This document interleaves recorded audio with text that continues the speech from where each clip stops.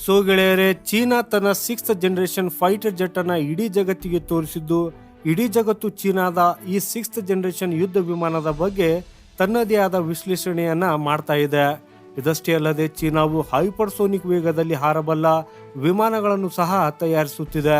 ಹಾಗೂ ಚೀನಾದ ಅಂತಹ ಸಾಮರ್ಥ್ಯಗಳ ಬಗ್ಗೆ ನಮ್ಮ ವಾಯುಪಡೆಯ ಮುಖ್ಯಸ್ಥರು ಹೇಳಿದ್ದು ಬಹಳಷ್ಟು ಆಘಾತಕಾರಿಯಾಗಿದೆ. ಆಕ್ಚುಲಿ ನೀವು ನಿಮ್ಮ ಸ್ಕ್ರೀನ್ ಮೇಲೆ ನೋಡಿ AP ಸಿಂಗ್ ಅವರಿಗೆ ಏನು ಕೇಳಲಾಗಿತ್ತು ಅಂತಂದ್ರೆ, ನಮ್ಮ ನೆರೆಯ ದೇಶ ಚೀನಾ 5th ಜನರೇಷನ್ ಯುದ್ಧ ವಿಮಾನಗಳನ್ನ ಮಾಡಿ ತನ್ನ ವಾಯುಪಡೆಗಂತೂ ಸೇರಿಸಿದೆ, ಈಗ ಅದು 6th ಜನರೇಷನ್ ಯುದ್ಧ ವಿಮಾನಗಳನ್ನ ಮಾಡ್ತಾ ಇದೆ. ಇದರ ಬಗ್ಗೆ ನಿಮ್ಮ ಅನಿಸಿಕೆಗಳು ಏನು ಅನ್ನೋದನ್ನ ಅವರಿಗೆ ಕೇಳಿದಾಗ ಅವರು ಏನು ಹೇಳಿದ್ರು ಅಂದ್ರೆ, ನೀವು 5th ಜನರೇಷನ್ 6th ಜನರೇಷನ್ ಅನ್ನ ಮರ್ತೇ ಬಿಡಿ. 2010ರಲ್ಲಿ ಭಾರತದ ಶಸ್ತ್ರಾಸ್ತ್ರಗಳ ಮ್ಯಾನುಫ್ಯಾಕ್ಚರಿಂಗ್ ಮಾಡುವ ಭಾರತದ ಸರ್ಕಾರಿ ಕಂಪನಿ HALಗೆ 15 ವರ್ಷಗಳ ಹಿಂದೆ 40 ತೇಜಸ್ ಯುದ್ಧ ವಿಮಾನವನ್ನ ಮಾಡುವುದಕ್ಕಾಗಿ ಆರ್ಡರ್ನ ಕೊಟ್ಟಿದ್ದೇವೆ. ಆದರೆ ಇದಕ್ಕೆ 15 ವರ್ಷಗಳು ಕಳೆದೋಗಿದೆ. ಇವತ್ತಿಗೂ ಈ ಆರ್ಡರ್ನ ಈ ಕಂಪನಿ ಹಾಗೂ ಅದರಲ್ಲಿನ ಅಧಿಕಾರಿಗಳು ಪೂರ್ಣಗೊಳಿಸಿಲ್ಲ. ಚೀನಾದ ಹತ್ತಿರ ಬಜೆಟ್ನ ಕೊರತೆ ಇಲ್ಲ, R&D ಹೆಚ್ಚಿನ ಹಣವನ್ನು ಖರ್ಚು ಮಾಡ್ತಾ ಇದೆ. ಯಾವುದೇ ಪರಿಸ್ಥಿತಿಯಲ್ಲಿ ವಿಶ್ವದ ಅತಿ ದೊಡ್ಡ ವಾಯುಪಡೆಯನ್ನು ನಿರ್ಮಿಸುವುದಕ್ಕಾಗಿ ಈ ಚೀನಾ ಬಯಸ್ತಾ ಇದೆ. ಆದರೆ ಈ ಕಡೆ ಭಾರತದಲ್ಲಿ ಎಷ್ಟೋ ವರ್ಷಗಳಿಂದ 114 ಯುದ್ಧ ವಿಮಾನಗಳ ಖರೀದಿಯ ಒಪ್ಪಂದವು ಸಿಕ್ಕಾಕಿಕೊಂಡಿದೆ.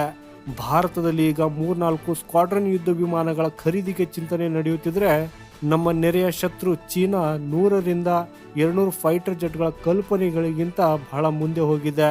ಯಾಕಂದ್ರೆ ಚೀನಾದಲ್ಲಿ 5th ಜನರೇಷನ್ನ 500ರಿಂದ 1000 ಯುದ್ಧ ವಿಮಾನಗಳ ಬಗ್ಗೆ ಮಾತನಾಡಲಾಗುತ್ತಿದೆ.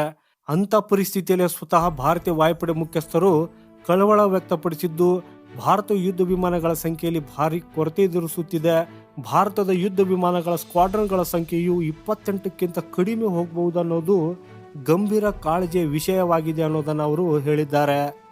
ವಾಯುಪಡೆಯ ಮುಖ್ಯಸ್ಥರು ತಮ್ಮ ಸ್ಪಷ್ಟವಾದ ಮಾತುಗಳಲ್ಲಿ, ಈಗ ಭಾರತ ಯಾವುದೇ ವೈಫಲ್ಯಗಳಿಗೆ ಹೆದರಬೇಕಾಗಿಲ್ಲ, DRDO ಮತ್ತು ವಿಜ್ಞಾನಿಗಳಿಗೆ ಹೆಚ್ಚಿನ ಅವಕಾಶ ನೀಡುವ ಅಗತ್ಯವಿದೆ ಅನ್ನೋದನ್ನ ಹೇಳಿದರು. ವಾಯುಪಡೆಯ ಮುಖ್ಯಸ್ಥರ ಪ್ರಕಾರ ಯಾವುದೇ ತಂತ್ರಜ್ಞಾನವನ್ನ ಸರಿಯಾದ ಸಮಯದಲ್ಲಿ ಅಭಿವೃದ್ಧಿಪಡಿಸದಿದ್ದರೆ ಆ ತಂತ್ರಜ್ಞಾನದ ಯಾವುದೇ ರೀತಿಯ ಪ್ರಯೋಜನವಿಲ್ಲ. ಅಂದ್ರೆ ಸಮಯಕ್ಕೆ ಅನುಸಾರ ತಂತ್ರಜ್ಞಾನವನ್ನು ಅಭಿವೃದ್ಧಿಪಡಿಸುವುದು ಅವಶ್ಯಕವಾಗಿದೆ. ಇದರೊಂದಿಗೆ ಅವರು ಇನ್ನು ಮುಂದೆ ಖಾಸಗಿ ಕಂಪನಿಗಳ ಭಾಗವಹಿಸಿಕೆಯನ್ನ ಇನ್ನು ಹೆಚ್ಚಿಗೆ ಮಾಡಬೇಕಾಗಿದೆ. ಕೇವಲ ಹಿಂದೂಸ್ತಾನ್ ಏರೋನಾಟಿಕ್ ಲಿಮಿಟೆಡ್ ನಂತ ಕಂಪನಿಗಳೊಂದಿಗೆ ಭಾರತ ತನ್ನ ಫೈಟರ್ ಜೆಟ್ಗಳ ಗುರಿಯನ್ನ ಪಡೆಯುವುದಕ್ಕೆ ಸಾಧ್ಯವಿಲ್ಲ. ಟಾಟಾ, LNT ಮತ್ತು ಮಹೀಂದ್ರಾ ಅಂತ ಕಂಪನಿಗಳೊಂದಿಗೆ ಹಿಂದೂಸ್ತಾನ್ ಏರೋನಾಟಿಕ್ ಲಿಮಿಟೆಡ್ ಒಟ್ಟಾಗಿ ಕೆಲಸ ಮಾಡಬೇಕಾಗಿದೆ ಅನ್ನೋದನ್ನ ಹೇಳಿದ್ದಾರೆ. ಚೀನಾ 6ನೇ ತಲೆಮಾರಿನ ಫೈಟರ್ ಜೆಟ್ ಅನ್ನು ಹಾರಿಸಿತ್ತು. ಆದರೆ ಭಾರತದ ತೇಜಸ್ ಫೈಟರ್ ಜೆಟ್ ಯೋಜನೆಯು ನಿಗದಿತ ಸಮಯಕ್ಕಿಂತ ಬಹಳ ಹಿಂದೆಯೇ ಇದೆ. ಭಾರತ ತೇಜಸ್ MK2ನ ಸುಮಾರು 200 ಯುದ್ಧ ವಿಮಾನಗಳನ್ನು ಸೇರಿಸುವ ಗುರಿಯನ್ನ ಹೊಂದಿರಬಹುದು. ಆದರೆ ತೇಜಸ್ MK2ರ ಎಂಜಿನ್ ಬಗ್ಗೆ ಭವಿಷ್ಯದಲ್ಲಿ ಸಮಸ್ಯೆಗಳು ಉಂಟಾಗಬಹುದು.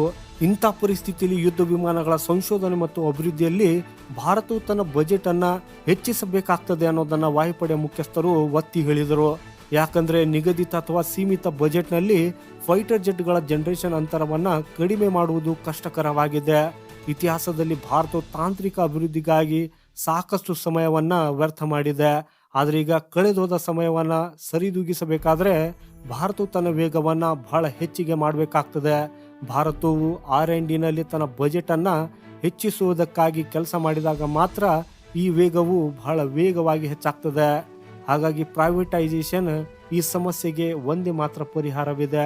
ಹಾಗೂ ಇದನ್ನು ನಂಬಿ ಗೆಳೆಯರೆ, ಇನ್ನೂ ಸಮಯ ಮೀರಿಲ್ಲ, ಈಗಲೂ ಸಮಯವಿದ್ದು ನಮ್ಮ ಹತ್ತಿರ ಬಹಳಷ್ಟು ಒಳ್ಳೆಯ ಪ್ರೈವೇಟ್ ಕಂಪನಿಗಳು ಬಂದಿವೆ. ಅದರಲ್ಲಿ ಸ್ವಲ್ಪ ಇನ್ವೆಸ್ಟ್ ಮಾಡಿದರೆ ಆಗ ಆದಷ್ಟು ಬೇಗ ಬಹಳಷ್ಟು ಹೆಚ್ಚಿನ ಪ್ರಮಾಣದಲ್ಲಿ ಯುದ್ಧ ವಿಮಾನಗಳನ್ನು ನಿರ್ಮಾಣ ಮಾಡಿ ಅವುಗಳಿಂದ ಭಾರತೀಯ ವಾಯುಸೇನೆಯ ಅವಶ್ಯಕತೆಗಳನ್ನು ಪೂರೈಸಬಹುದು. ಸೊ ಗೆಳೆಯರೆ, ಈ ಮಾಹಿತಿಯ ಬಗ್ಗೆ ನಿಮ್ಮ ಅಭಿಪ್ರಾಯವನ್ನು ಖಂಡಿತ ನಮಗೆ ಕಮೆಂಟ್ ಬಾಕ್ಸಲ್ಲಿ ಬರೆದು ತಿಳಿಸಿ. ಈ ವಿಡಿಯೋ ನಿಮಗೆ ಇಷ್ಟವಾದರೆ ಲೈಕ್ ಮಾಡುತ್ತಾ ಚಾನೆಲ್ ಸಬ್ಸ್ಕ್ರೈಬ್ ಮಾಡೋದನ್ನು ಮರೆಯದಿರಿ. ಸಿಗೋಣ ಮುಂದಿನ ಮತ್ತೊಂದು ಇಂಟ್ರೆಸ್ಟಿಂಗ್ ವಿಡಿಯೋದೊಂದಿಗೆ. ವಂದೇ ಮಾತರಂ, ಭಾರತ್ ಮಾತಾ ಕಿ ಜೈ.